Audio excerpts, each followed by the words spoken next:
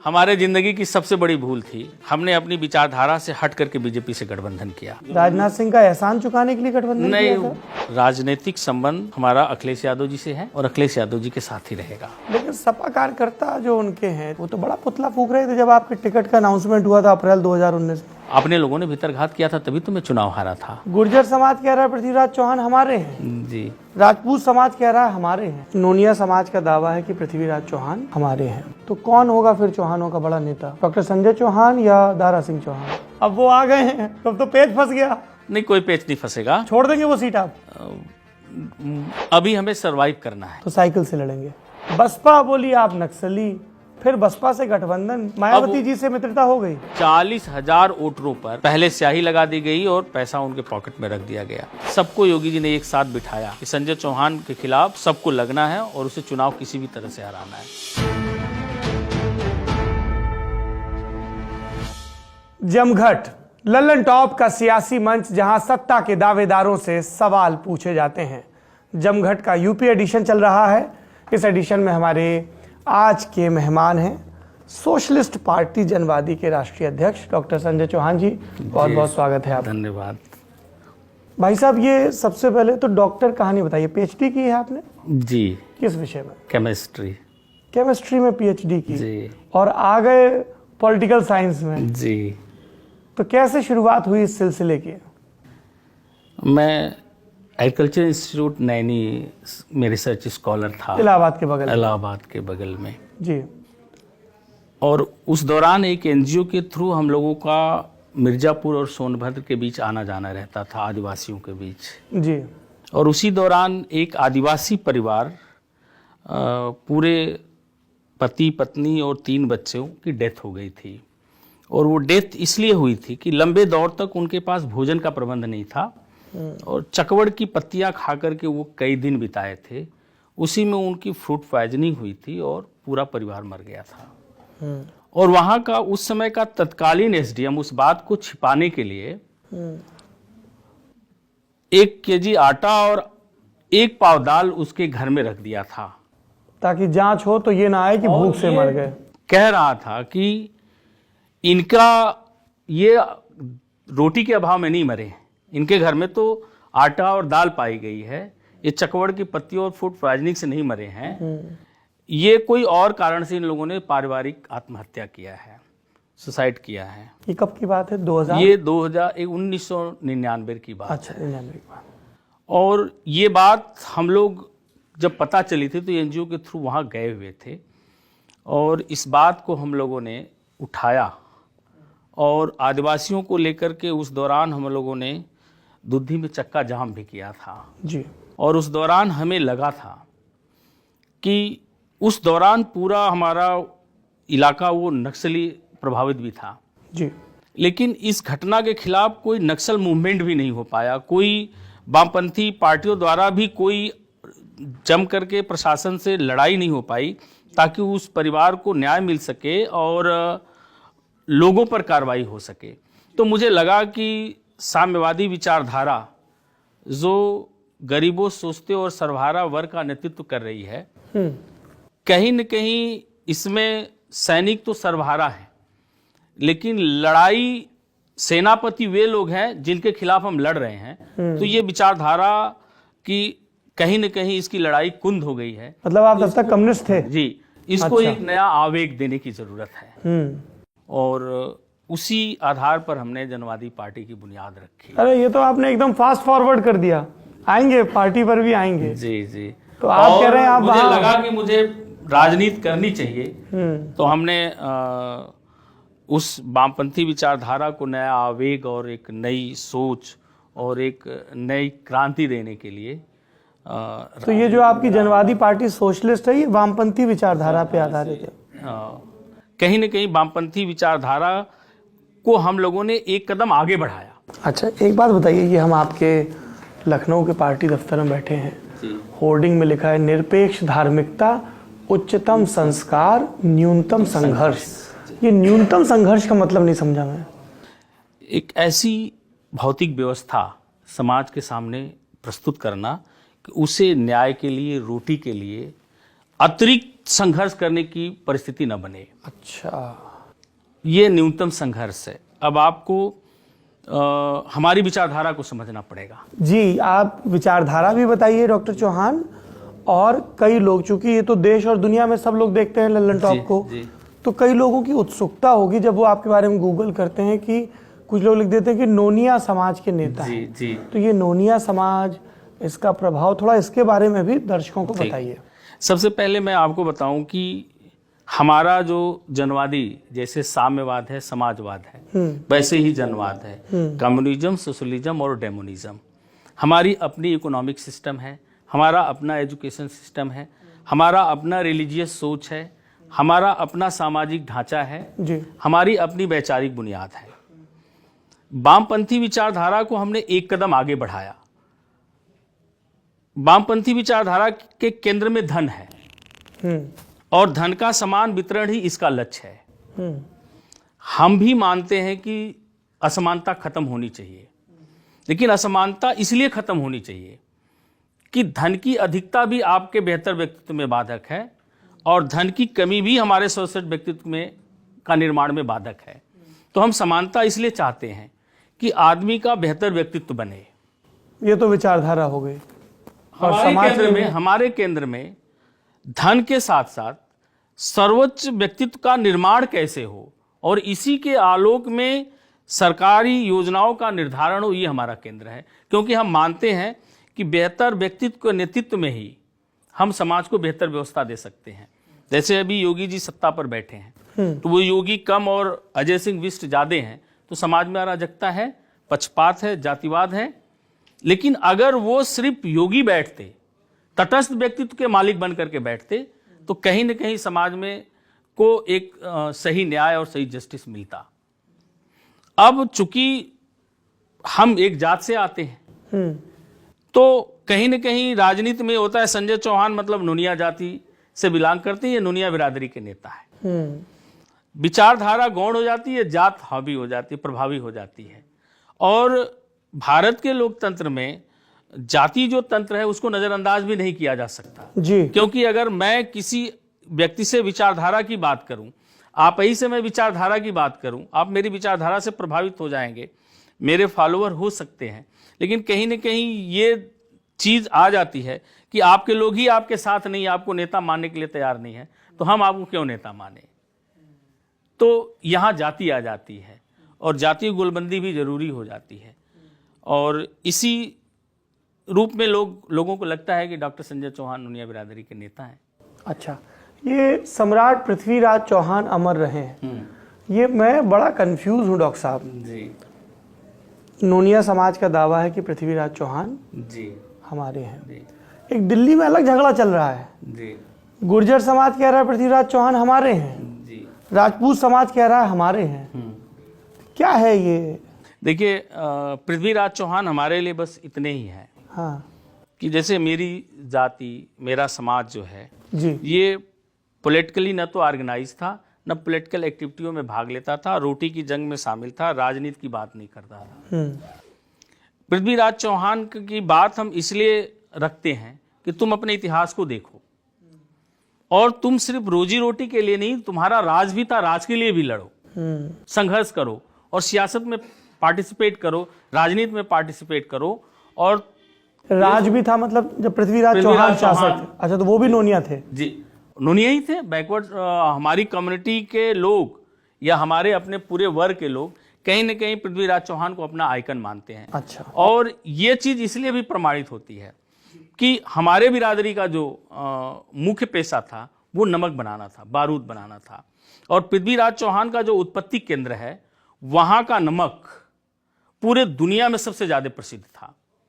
और कहीं न कहीं हम लोगों का जो विस्थापन हुआ तो हमारे पूर्वज बताते हैं कि हम लोग राजस्थान से मैनपुरी आए और मैनपुरी से अन्य जगहों पे विस्थापन हुआ पूर्वांचल में आज से सेटल हो गए तो पृथ्वीराज चौहान को अपने वंशज के रूप में लोग मानते हैं। अच्छा ये कुछ और तस्वीरें लगी हैं डॉक्टर राम मनोहर लोहिया को तो मैं जानता हूँ पढ़ता भी हूँ कर्पूरी ठाकुर जी को भी जानता हूँ ये यहाँ पे 3 तस्वीरें ऐसी फूलन देवी को भी जानता हूँ सांसद रही हैं फूलन देवी जी भारत माता को तो सब जानते हैं 3 तस्वीरें हैं जिनके बारे में मेरी जानकारी नहीं है। मैं डॉक्टर साहब राजनीति का स्टूडेंट हूँ, है ना, तो मेरी उत्सुकता रहती है। तो मुझे इन तीनों के बारे में आप अगर बताएं, मुकुटधारी प्रसाद चौहान, शहीद बुद्धू नोनिया और बाबा लक्खी शाह बंजारा, एक एक करके अगर आप बता सकते। मैं आपको बुद्धू नोनिया जी से शुरू करता हूँ। जी, शहीद बुद्धू नोनिया जी महात्मा गांधी से भी पहले जी, सत्याग्रह अंग्रेजों के खिलाफ चलाने वाले बुद्धू नोनिया रहे हैं। अच्छा, महात्मा गांधी विदेश से गुजरात आते हैं, और गुजरात से बिहार ही क्यों जाते हैं? मेरे समाज का मुख्य पेशा नमक बनाना था जी, और अंग्रेजों ने जब नमक बनाने पर बैंड लगा दिया जी, कि आप नमक नहीं बना सकते, हमारी कंपनी बनाएगी, जी, तो पूरे बिहार की हमारी नोनिया कम्युनिटी बेरोजगार हो गई। और सबसे पहले इस कानून के खिलाफ बेगूसराय के रहने वाले बुद्धू नोनिया ने अंग्रेजों के खिलाफ नमक सत्याग्रह चलाया कि मैं नमक बनाऊंगा और अंग्रेज इसे कैसे रोकते हैं। जी, और हमारी कम्युनिटी के लोग बुद्धू नोनिया जी के नेतृत्व में खड़े हुए और नमक बनाया। और जब कब की बात है, किस साल? ये 1931 की बात है। 1931 की बात है। नमक बनाया, और जब अंग्रेजी सैनिक पहुंचते हैं तब भी बुद्धू नोनिया जी ने नमक बनाना का जो काम चल रहा था उसको नहीं छोड़ा। तो ये गांधी जी के ही नमक सत्याग्रह का एक्सटेंशन था क्या? क्योंकि तब तक तो नमक सत्याग्रह हो चुका था। ये 1931 से पहले हो गया था जी। तो ये उससे पहले ये रहा। अच्छा, हाँ, उससे इसलिए पहले। मैंने कंफ्यूजन। हाँ, मुझे कंफ्यूजन, लेकिन ये बुद्धू नोनिया महात्मा गांधी से पहले नमक सत्याग्रह चलाए थे। और बुद्धू नोनिया इंकलाब बोलते रहे और अंग्रेजों ने जिंदा उनको खोलते हुए कड़ाहे में फेंक दिया था, उनकी शहादत हो गई थी। और इसको लेकर के पूरे प्रदेश के हमारे नोनिया समाज में एक इंकलाब पैदा हो गया था बिहार में। तो महात्मा गांधी के जो साथी थे वे लोग बोले कि आप हमारे यहाँ चलिए, नोनिया पूरा बेरोजगार है। और बुद्धू नोनिया की शहादत ने नोनियों में एक बड़ा इंकलाब पैदा किया अंग्रेजों के खिलाफ, और उनका व्यवसाय इस समय बंद है। आप चलेंगे तो हम चंपारण में और बिहार में नोनियों की बड़ी आबादी है, आपके साथ खड़े हो जाएंगे। महात्मा गांधी चंपारण आते हैं और जो लोग जब ये नमक सत्याग्रह की बात जब गोलबंदी खड़ा करते हैं तो जो लोग उनको लेकर के आए थे, जब महात्मा गांधी पर वहाँ के डीएम ने ये कहा कि भाई आप यहाँ के नहीं रहने वाले हो और यहाँ आकर के आप अंग्रेजों के खिलाफ लामबंद एक गुट खड़ा कर रहे हो, एक प्रेशर गुट खड़ा कर रहे हो, ये हम नहीं चलने देंगे। और उन्होंने उनके जिला बदर का जब नोटिस जारी किया तो मुकुटधारी प्रसाद चौहान ने जी, भितिहरवा एक ग्राम है चंपारण में, पश्चिमी चंपारण में, उन्होंने महात्मा गांधी को 2.5 एकड़ अपनी जमीन रजिस्ट्री की और महात्मा गांधी को कहा कि आप मेरी जमीन में रहिए, कौन कलेक्टर कह रहा है कि आपका यहाँ कुछ नहीं है। अच्छा, वो जो चंपारण सत्याग्रह के लिए आए थे और वहीं से फिर भितिहरवा गांव में रह करके मुकुटधारी प्रसाद चौहान जी के यहाँ उन्होंने मुकुटधारी प्रसाद चौहान जी ने इनका आश्रम बनवाया, जो भितिहरवा आश्रम के नाम पर आज भी पुरातत्व विभाग ने वहाँ बना रखा है। एक तरफ मुकुटधारी प्रसाद चौहान की मूर्ति है, दूसरी तरफ महात्मा गांधी की है। वहीं से महात्मा गांधी चंपारण सत्याग्रह की शुरुआत किए और उनका साथ चंपारण के नोनिया समाज ने दिया। और महात्मा गांधी के भी प्रथम आंदोलन का सूत्रपात नोनिया समाज ने मिलकर के किया। क्या बात है। चंपारण सत्याग्रह के बारे में आप लोगों को जानना चाहिए। वो कहा जाता है कि मोहनदास करमचंद गांधी का भारतीय राजनीति में बपतिस्मा था। राजकुमार जी के निवेदन पर वो वहाँ गए, नीलहे थे, नील की पहले खेती हुआ करती थी और उसमें बंधुआ मजदूरी और पूरा विस्तार से प्रसंग है और इस पर कई किताबें भी उपलब्ध हैं। और ये आज आपने मुझे एक नई जानकारी बताई, शहीद बुद्धू नोनिया और मुकुटधारी प्रसाद, नीलहा आंदोलन, नोनिया विद्रोह। जी जी। ये बाबा लक्खी शाह बंजारा के बारे में बताएं। बाबा लक्खी शाह बंजारा का काम था ट्रांसपोर्ट का।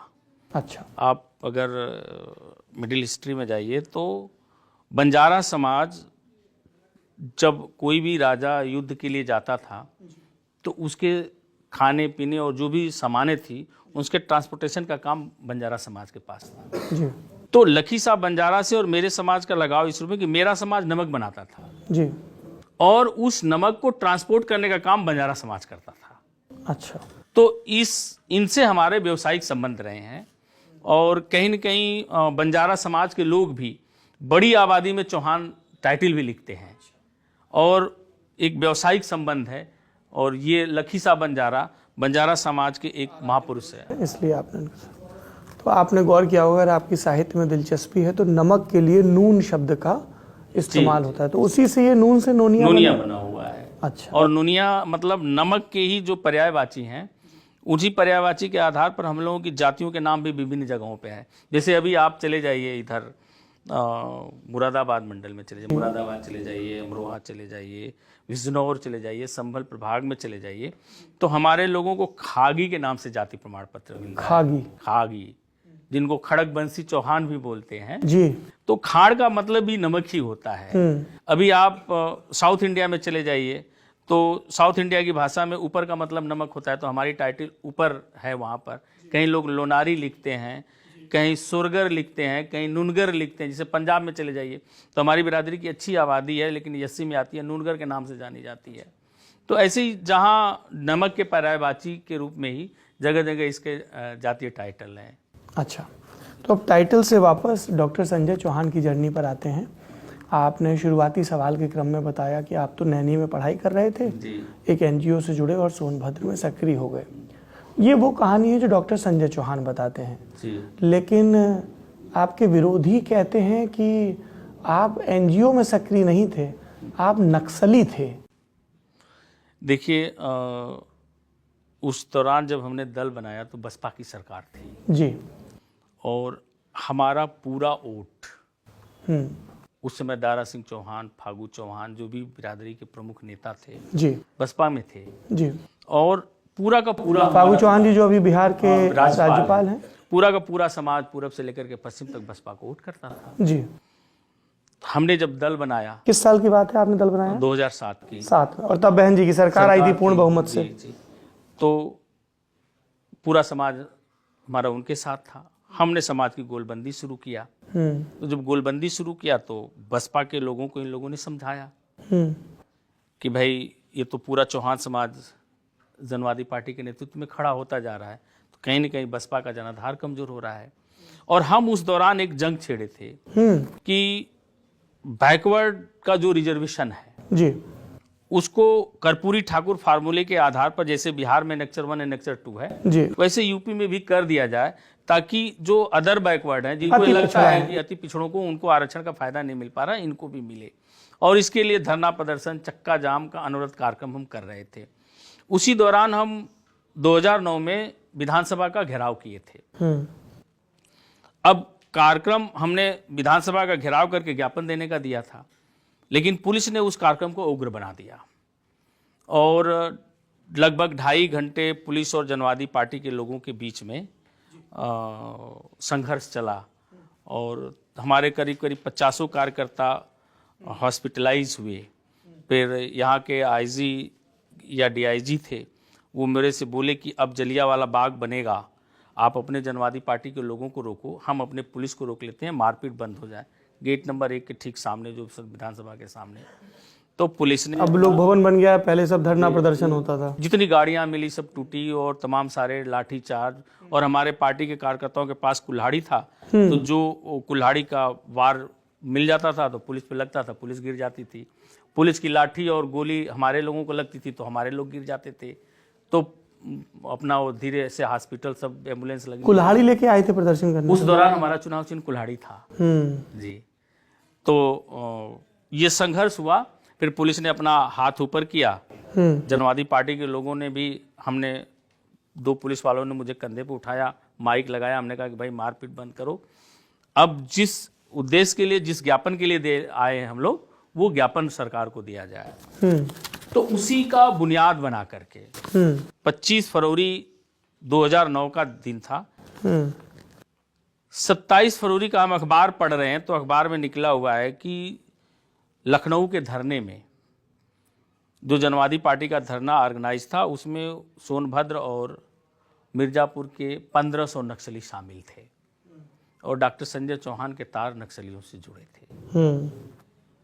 और कुछ संजोग ऐसा बना कि हम गए मिर्जापुर, सोनभद्र मेरा कार्यक्रम था, तो वहीं से हम लोगों की अरेस्टिंग भी हुई, जेल में भी गए। तो ये सरकार को लगता था कि हम समाज को इकट्ठा कर रहे हैं। तो दारा चौहान, फागू चौहान ने जो मायावती जी को ऐसा कहा होगा, समझाया होगा, तो ये सारी चीज़ें हुई। बट हम तो अपनी पार्टी और अपना समाज गोल बंद कर रहे थे, हमारा नक्सलियों से क्या लेना देना। ये बार बार जिक्र आ रहा है दारा सिंह चौहान का, ये वही दारा सिंह चौहान है जो आज इस्तीफा दे आए हैं, आज इस्तीफा दिए और सपा में शामिल होने की तैयारी कर रहे हैं। तब तो अब आप लोग अगल बगल बैठोगे वहाँ गठबंधन की जब मीटिंग होगी उसमें सब में। अब स्वाभाविक ही है कि हमारे खिलाफ थे, आज हमारे साथ आ रहे हैं तो ताकत और मजबूत होगी। सपा के साथ आ रहे हैं, आपके साथ आ नहीं। रहे हैं तो ताकत और मजबूत होगी, हम लोग सपा के साथ हैं। तो कौन होगा फिर चौहानों का बड़ा नेता, डॉक्टर संजय चौहान या दारा सिंह चौहान? ये तो आपको देखने को मिलेगा, क्योंकि चौहान अपनी पार्टी को अपनी पार्टी मानता है और पार्टी की लीडरशिप को ही अपना लीडर मानता है। ये दारा चौहान मेरे समाज के कभी लीडर नहीं रहे, आज इस दल में, कल उस दल में, कल इस दल में, वो कभी समाज के लिए फैक्टर नहीं रहे। मंत्री तो खूब रहे। अब मंत्री स्वाभाविक है कि बिरादरी के नाम पर उन्हें टिकट मिल जाता था और बिरादरी के नाम पर उन्हें उस सरकार में प्रतिनिधित्व मिल जाता था। बिरादरी का वोट भी तो मिलता होगा, चुनाव जीतते रहे।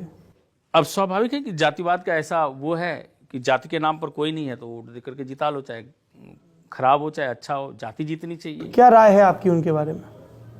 अब राय क्या बताएं, अब आए हैं तो ठीक है, अच्छी बात अब राय नहीं दे सकते हैं जी, अच्छी बात है। कल तक पूछ लेता तो दे देते राय।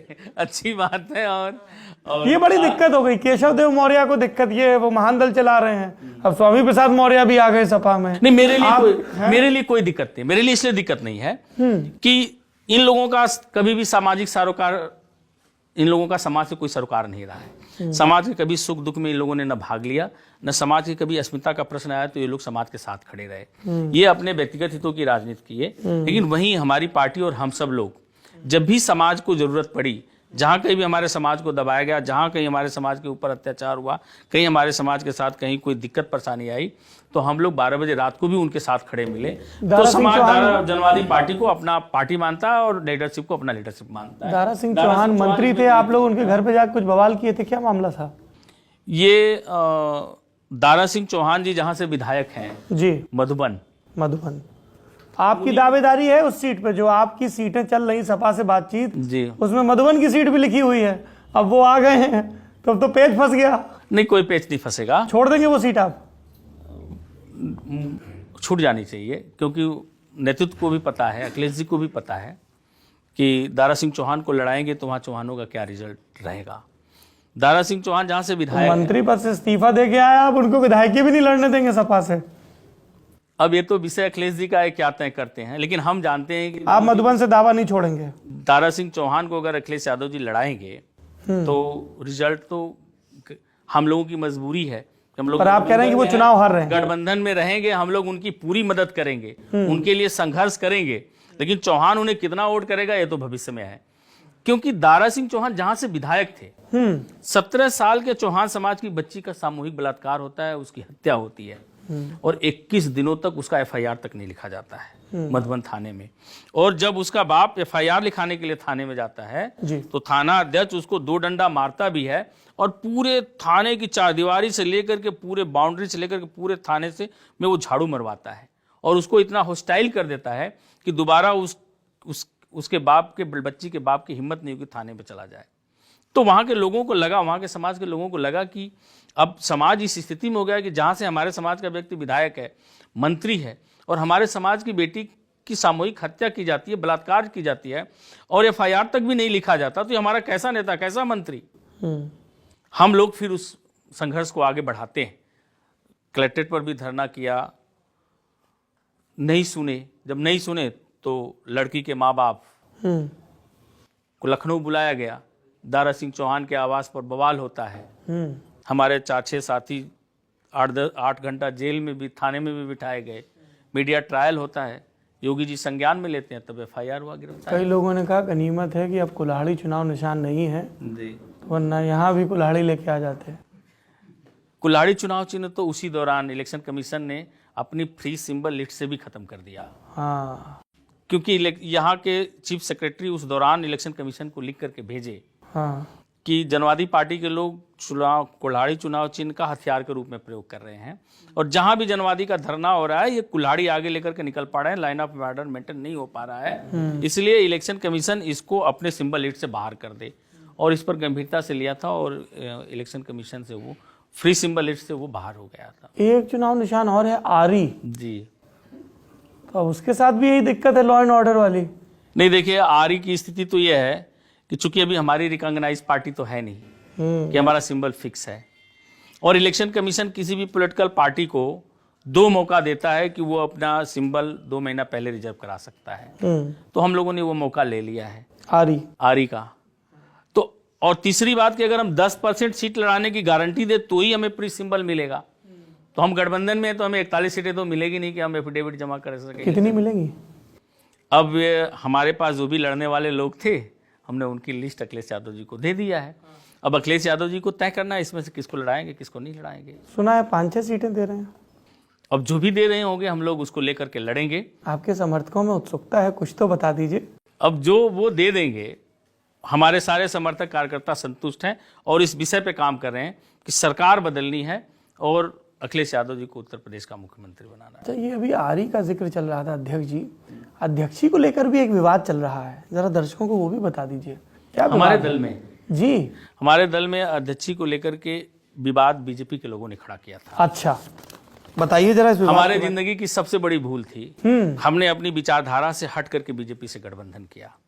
और गठबंधन हम उस दौर में किया, राजनाथ सिंह ने हमारी जब राजनाथ सिंह का एहसान चुकाने के लिए गठबंधन नहीं, किया था? वो जब हम लोग जेल में थे तो उस दौरान संपर्क में आए और हम लोगों की मदद भी किया राजनाथ सिंह ने। और इस इशूज पर कि अति पिछड़ों का अलग आरक्षण आप मांग रहे हैं, तो वो हमारा भी इशू रहा है। उन्होंने तो हुकुम सिंह कमेटी भी बनाई थी जब मुख्यमंत्री थे। समिति हमने बनाई थी, तो आप हमारे साथ आइए, हम आपकी लड़ाई को और आगे बढ़ाएंगे। और हमने बीजेपी से उस दौरान गठबंधन कर लिया था 2012 के विधानसभा के चुनाव जी। और बीजेपी से हमने गठबंधन किया और बीजेपी ही हमारे पार्टी के सेकंड लाइन के नेताओं के अंदर गलतफहमियां पैदा करके मेरे खिलाफ खड़ा कर दिया और हमारे पार्टी में एक बड़ी बगावत किया और अध्यक्षी के लेकर के भी प्रश्न चिन्ह खड़ा कर दिया। लेकिन पार्टी चलती है नेतृत्व से, ये किसी भी ऑफिस के बाबू की कुर्सी नहीं है कि इसको ट्रांसफर कर दो दूसरा आ जाएगा, काम चलता रहेगा। ये नेता और नेतृत्व का मामला है, समाज की आस्था का मामला है जी, और जनता आज भी हमारे साथ। तो अभी इलाहाबाद हाईकोर्ट में आपके और ओम प्रकाश सिंह चौहान के बीच मुकदमा चल रहा है। वो तो मामला ही खत्म हो गया। अच्छा, क्या स्टेटस है उसका? वो स्टेटस जो भी हो जी, मुझे लगा कि अब हमें एक नए दल का निर्माण कर लेना चाहिए। तो वो हमारा एक नया दल का निर्माण हो चुका है। अच्छा, और जनवादी पार्टी उसका भी नाम है, आगे पीछे 1-2 शब्द है। और आने वाला जो विधानसभा का चुनाव है, हम अपने नए पार्टी जो गठित किया हूँ उस बैनर पर चुनाव लड़ेंगे। सिंबल आपका रहेगा या साइकिल रहेगा? जो सीटें हम अपने सिंबल पे जीत लेंगे उसको अपने सिंबल पे लड़ेंगे। जो सीटें हम समाजवादी के सिंबल पे जीतना आसान रहेगा वो समाजवादी पार्टी के सिंबल पे लड़ेंगे। नहीं तो ये बताइए, पार्टी का लक्ष्य बड़ा है, राज्य की पार्टी का उसे दर्जा हासिल करना है, एक परमानेंट सिंबल हासिल करना है, तो ऐसा मतलब मैं ये थोड़ा दर्शक भी जानना चाहेंगे कि ऐसा तो नहीं होगा ना कि एक जिले में तो साहब सिंबल से लड़ेंगे, दूसरे जिले में साइकिल से? अभी हमें सरवाइव करना है तो साइकिल से लड़ेंगे। अभी हमें अपने पार्टी के को मजबूत करना है संसाधन वगैरह वगैरह व्यवस्था से।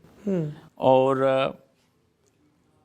वर्तमान का जो चुनाव है वो अखिलेश यादव जी के को मजबूत बनाने वाला चुनाव है, इसलिए साइकिल के सिंबल से लड़ेंगे। तो हम साइकिल से भी लड़ेंगे और अपने सिंबल पर भी लड़ेंगे। लोकसभा चुनाव तो आप साइकिल विधानसभा के चुनाव के बाद जी, फिर हमारे पास विस्तार के लिए बहुत बड़ा सेटअप है। हमारा जितना संगठन मजबूत यहाँ, इससे ज्यादा मजबूत हमारा बिहार में संगठन है। भी 2020 का विधानसभा का चुनाव रहा, हाँ, हमारा गए थे गठबंधन में, बसपा से गठबंधन रहा। हाँ जी, तो ये बताइए, बसपा बोली आप नक्सली, फिर बसपा से गठबंधन, मायावती जी से मित्रता हो गई, वहां चुनावी तालमेल था। और चूंकि हमारी उतनी, जब आप मायावती जी से मिले उस बिहार के तालमेल के लिए, तो आपने कहा नहीं कि बहन जी आपने तो हमें नक्सली बोल के मुकदमे लगवाए थे इतने? बहन जी से हम चुनाव के पहले भी, लोकसभा के चुनाव के पहले भी मिले थे, वो मेरी पहली मुलाकात नहीं थी। अच्छा, लोकसभा का जो 2019 के लोकसभा का चुनाव था जी, उसमें जो महागठबंधन बना था, आपका दूसरा लोकसभा चुनाव था वो? हाँ, उस महागठबंधन में भी हमारा दल था जी। और बहन जी से कई बार मुलाकात हुई, कई सभाओं में हमारी रैली में भी आई थी 2-2 बार। तो उस मसले पे बात हुई, नक्सली वाले और मुकदमे वाले? नहीं, इस सब मसले पर बात ही तो वो चीजें पूछ लेते आप, बीते दिनों की बात हो गई। अच्छा, माफ कर दिया बसपा को आपने? माफ ही करिए, कोई हर राजनीतिक व्यक्ति अपना हथकंडा अपनाता है अपने जनाधार को बचाने के लिए।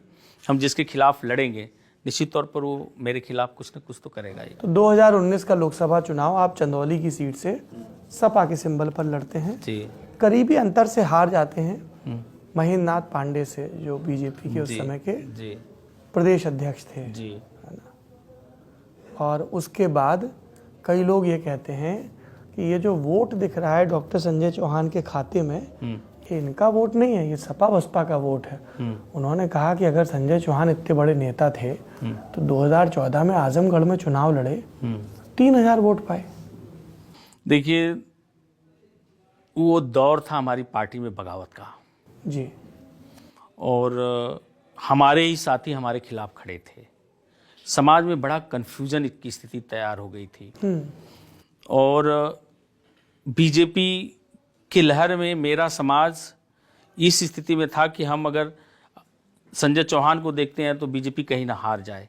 बीजेपी उनके लिए ज़्यादा महत्वपूर्ण हो गई थी। क्या वजह रही इसकी? विचार क्या, आपको क्या लगता है क्या इसकी वजह थी? वजह यही थी कि लोगों को उस दौरान लगा जब मोदी जी आए जी, तो लोगों को ये लगा कि जो मोदी के साथ खड़ा है, एक नैरेटिव पैदा किया गया बीजेपी की तरफ से कि जो मोदी के साथ खड़ा है वो राष्ट्र के साथ खड़ा है, जो मोदी के साथ खड़ा है वो हिंदू धर्म के साथ खड़ा है, जो मोदी के साथ नहीं खड़ा है वो पाकिस्तान के साथ खड़ा है, जो मोदी के साथ नहीं खड़ा है वो मुसलमानों के साथ खड़ा है। तो बीजेपी की इस सोच के साथ जी हमारे लोग खड़े हो गए। लेकिन आज हम जानना चाहते हैं अच्छा कि देश तो मोदी के साथ, राष्ट्र के नाम पर आम जनता मोदी जी के साथ खड़ी हो गई, लेकिन आज मोदी जी किसके साथ खड़े हैं? राष्ट्र के साथ खड़े हैं या इस देश के चंद पूंजीपतियों के साथ खड़े हैं जो पूरे राष्ट्र को अपने घर का चौकीदार बना रहे हैं, पूरे राष्ट्र की संपत्ति को अपनी तिजोरी में बंद कर रहे हैं जी और देश में असमानता और पूंजीवाद इतनी मजबूती से मजबूत हो रहा है जी कि ये जो खाई बढ़ती जा रही है, आने वाला भारत इतना असमानता वाला भारत आने वाली पीढ़ी को मिलेगा कि मजदूर और मालिक और अमीर और गरीब के बीच इतनी लंबी खाई होगी कि एक तरफ रोटी का अभाव होगा और एक तरफ रोटियों से खेलने वाले लोग होंगे।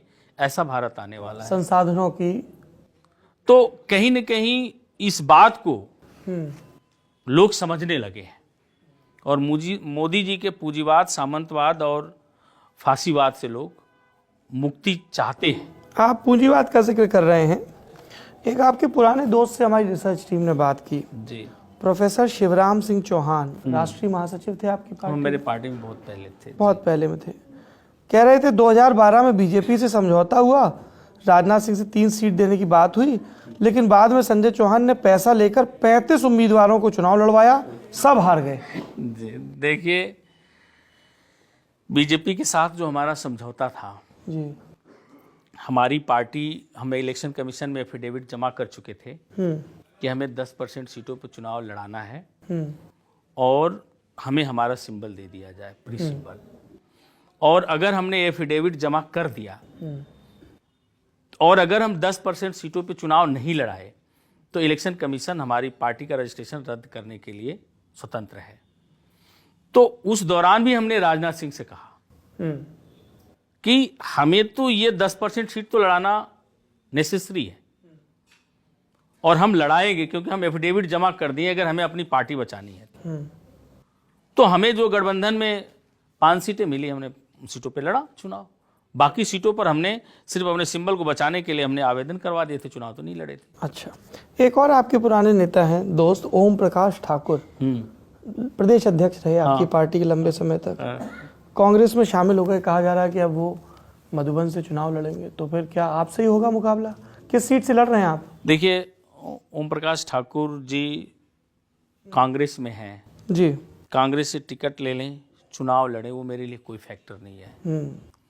मधुबन विधानसभा हो, घोसी विधानसभा हो जी, 2012 के विधानसभा के चुनाव में जब हमारी पार्टी में कोई फूट और टूट नहीं थी जी, तो मधुबन में हम 27,000 वोट समथिंग पाए हैं जी, और फागू चौहान के खिलाफ 18,000 वोट हमें घोसी से मिला था जी, और मऊ का आज भी चौहान जनवादी को अपनी पार्टी मानता है और जनवादी के नेतृत्व को अपना नेता मानता है और 2022 के विधानसभा के चुनाव में हम जिस सीट पर लड़ेंगे वहां भी मेरे साथ होगा। मुगल सराय की सीट? जिस सीट पर हम नहीं लड़ेंगे वहां भी चौहान समाजवादी पार्टी को वोट करेंगे। किस सीट से लड़ रहे हैं? मुगल सराय? मैं तो विधानसभा का चुनाव नहीं लड़ रहा हूँ। नहीं लड़ रहे? परिवार के लोगों को लड़वा रहे हैं? किसी को नहीं लड़ा रहा हूँ, परिवार भी नहीं लड़ रहा है। हमारे पास जो सीट मिलेगी हमारे कार्यकर्ता लड़ेंगे कार्यकर्ता और लोगों को लड़ाएंगे। अच्छा, ये बताइए कि सीट की बात हो गई, कार्यकर्ता, विचारधारा, गठबंधन की बात हो गई। कई लोगों ने ये भी कहा कि डॉक्टर संजय चौहान अभी पॉलिटिकल बार्गेनिंग कर रहे हैं लखनऊ में। राजनाथ सिंह से पुराने संबंध है, कल को बीजेपी से अच्छी डील आ जाएगी तो बीजेपी के पास चले जाएंगे। देखिए, जो गलती हमने पहले कर दी थी वो अब नहीं करेंगे। राजनाथ जी से संबंध तो अभी भी होंगे? राजनाथ सिंह से आज भी मेरे संबंध हैं, लेकिन वो व्यक्तिगत संबंध हैं जी। राजनीतिक संबंध हमारा अखिलेश यादव जी से है और अखिलेश यादव जी के साथ ही रहेगा, क्योंकि यहाँ हमारी विचारधारा भी मेल खाती है और अखिलेश जी का व्यक्तित्व और व्यवहार भी मेरे लिए सही बैठता है। अखिलेश जी का व्यक्तित्व तो आपने बता दिया, लेकिन सपा कार्यकर्ता जो उनके हैं चंदौली के, वो तो बड़ा पुतला फूंक रहे थे जब आपके टिकट का अनाउंसमेंट हुआ था अप्रैल 2019 में। तो स्वाभाविक है, किसी को टिकट मिलने वाला होता है, उसे टिकट नहीं मिलता है तो जो अपने व्यक्तिगत हितों की राजनीति करता है वो विरोध करेगा। लेकिन आप देखिए कि मैं जो में कौन है? रामकृष्ण यादव हैं, कौन कौन लोग शामिल हैं? बहुत सारे लोग थे जी, बहुत सारे लोग थे जो लोग पार्टी में रह करके भी मेरी मुखालफत किया और बीजेपी से अंदर। आपको लगता है चंदौली में आपके साथ सपा के लोगों ने भीतरघात किया था लोकसभा चुनाव में? अपने लोगों ने भीतरघात किया था, तभी तो मैं चुनाव हारा था। तो चुनाव में नहीं हारता। उसके बावजूद भी देखिए, चुनाव हारने के एक फैक्टर और भी रहे। क्या? तब भी मैं चुनाव जीत गया था। लोकतंत्र में पहली बार ऐसा हुआ कि कल वोट पड़ने वाले हैं और आज ही जो वोटिंग वाली स्याही होती है लोगों की उंगलियों पे लगा करके पैसे दे दिया जाए और कह दिया जाए कि तुम्हारा वोट हो गया। ऐसा हुआ? 40,000 वोटरों पर पहले स्याही लगा दी गई और पैसा उनके पॉकेट में रख दिया गया। और ऐसा नहीं, वे सारे लोग सैकड़ों की संख्या में मेरे साथ थाने में खड़े होकर के वे लोग दिखा रहे हैं। ये पोलिंग के दिन हुआ? हाँ, पोलिंग से एक दिन पहले। अच्छा। कि ये देखे मेरे हाथों में स्याही लगी है और ये मुझे नोट दी गई है 2-2 हजार की, 500-500 की। लोगों को पैसे से मजबूती से खरीदा गया और उत्तर प्रदेश के जो उस पूर्वांचल के माफिया हैं, ब्रजेश सिंह है, सुशील सिंह है, विनीत सिंह है, धनंजय सिंह है, सबको योगी जी ने एक साथ बिठाया कि संजय चौहान के खिलाफ सबको लगना है और उसे चुनाव किसी भी तरह से हराना है। ऐसा आपका कहना है कि मुख्यमंत्री योगी आदित्यनाथ ने कहा? आखिर उन सारे गुंडों को एक साथ कौन बिठाया? भाई, विनीत सिंह अलग पार्टी में थे, धनंजय सिंह अलग पार्टी में थे, ब्रजेश सिंह अलग पार्टी में थे। इन लोगों को कौन एक साथ बिठाया और सब एक साथ मेरे खिलाफ खड़े हो गए? ये अलग अलग पार्टियों में थे और सब महेंद्र नाथ पांडे के लिए एक साथ खड़े हो गए। और इन्हीं लोगों ने लोगों के बीच में पैसा बांटा, लोगों की उंगलियों पे स्याही लगवाया। ये सब तो बताते हैं बड़े बाहुबली लोग हैं। अब बाहुबली लोग हैं और इसलिए बाहुबली बने हुए हैं क्योंकि वो योगी जी के समाज के लोग हैं। योगी जी का बुलडोजर उन लोगों के घर पर नहीं चलता। योगी जी का बुलडोजर धर्म के आधार पर, बैकवर्ड और दलित के नाम पर चलता है। अपने लोगों को संरक्षित करके रखा है। अच्छा, क्षत्रियों पे आप कह रहे हैं कि नहीं चल रहा है? हाँ। क्यों नहीं चल रहा है भाई? धनंजय सिंह पर बुलडोजर कब चलाएंगे योगी जी? जिनके ऊपर 25,000 के फरारी पर हैं, इनाम घोषित है जिनके ऊपर, वो सरेआम बैट बॉल खेल रहे हैं। हाँ, क्रिकेट खेल रहे थे, वीडियो वायरल हुआ। तो ये तो योगी जी के लोग हैं, तब तो खेल रहे हैं। बैकवर्ड दलित समाज के एक-एक क्रिमिनलों को, अल्पसंख्यक समाज के एक-एक क्रिमिनलों को सीधे काउंटर किया गया और इनके लोगों को पकड़ के धीरे से पैर में गोली मारी जाती है। तो ये तो पक्षपात योगी जी द्वारा किया गया है और किया जा रहा है। तो मुख्यमंत्री योगी आदित्यनाथ आपके निशाने पर रहते हैं? अब निशाने पर पूरे प्रदेश की जनता के निशाने पर है और इस बार वो जाएंगे। एक सवाल ये पूछा गया कि डॉक्टर संजय चौहान के दावे बड़े बड़े हैं, संख्या बल 1.5% का नहीं है, तो इन दावों का आधार क्या है? देखिए, एक चीज बताया आपसे कि जो जाति जी राजनीतिक रूप से गोलबंद नहीं है, जी, जिसका अपना कोई पॉलिटिकल प्लेटफॉर्म नहीं है जी, जिसकी अपनी कोई लीडरशिप नहीं है जी, वो बड़ी आबादी में भी है तो वो कहीं नहीं दिखती। और जिस जाति वर्ग के लोग पॉलिटिकली डोमिनेंट हैं, इकोनॉमिकली डोमिनेंट हैं, उनकी अपनी लीडरशिप है, गोलबंदी है, वे कम भी हैं तो ज़्यादा दिखते हैं। चौहान समाज की एक बड़ी व्यापक आबादी है इस उत्तर प्रदेश में। और बिहार में भी। बिहार में तो टोटल आबादी का 12% 12.5% है नोनिया बिन बेलदार। यूपी में भी नोनिया बेलदार और हमारा खागी चौहान मिला दिया जाए तो एक अच्छी खासी आबादी है। पूर्वांचल का आप गोरखपुर मंडल और बस्ती मंडल और आजमगढ़ मंडल और बनारस मंडल को आप देखिए तो हर सीट पर एक निर्णायक वोट इसका है। आप चले आइए देवी पाटन मंडल में, आप चले आइए लखनऊ मंडल में, सीतापुर, लखीमपुर, बाराबंकी, आप जहां खड़े हैं वहीं इस समाज की बड़ी आबादी है। लेकिन चूंकि ये पॉलिटिकली ऑर्गेनाइज नहीं है तो कहीं नहीं दिखता है। डॉक्टर चौहान, आप सार्वजनिक मंचों में कई बार ये कहते हैं कि नोनिया समाज को प्रतिनिधित्व नहीं मिला। बीजेपी के लोग इस पर ये सफाई देते हैं कि बिहार में देखिए डिप्टी सीएम रेणु देवी कौन है, गवर्नर फागू चौहान और दारा सिंह चौहान जिन्होंने इस्तीफा दिया अभी तक मंत्री थे। तो वो ये कहते हैं कि डॉक्टर चौहान जो बात कह रहे हैं कि नोनिया समाज को प्रतिनिधित्व नहीं, वो गलत कह रहे हैं, फैक्चुअली गलत है, ऐसा आरोप लगाते हैं। देखिए, बीजेपी के लोगों ने जिन लोगों के हाथों में प्रतिनिधित्व दिया, ये लोग समाज के नेता नहीं रहे। दारा सिंह चौहान नहीं है नेता, ये बिरादरी के नाम पर ये नेता हैं, लेकिन ये समाज के नेता नहीं है। आप हैं। समाज के सुख दुख में और समाज के सामाजिक सरोकार में, समाज के दुख और पीड़ा में काम आने वाले लोग नहीं हैं। जी जी। ये व्यक्तिगत हितों की राजनीति करने वाले लोग हैं।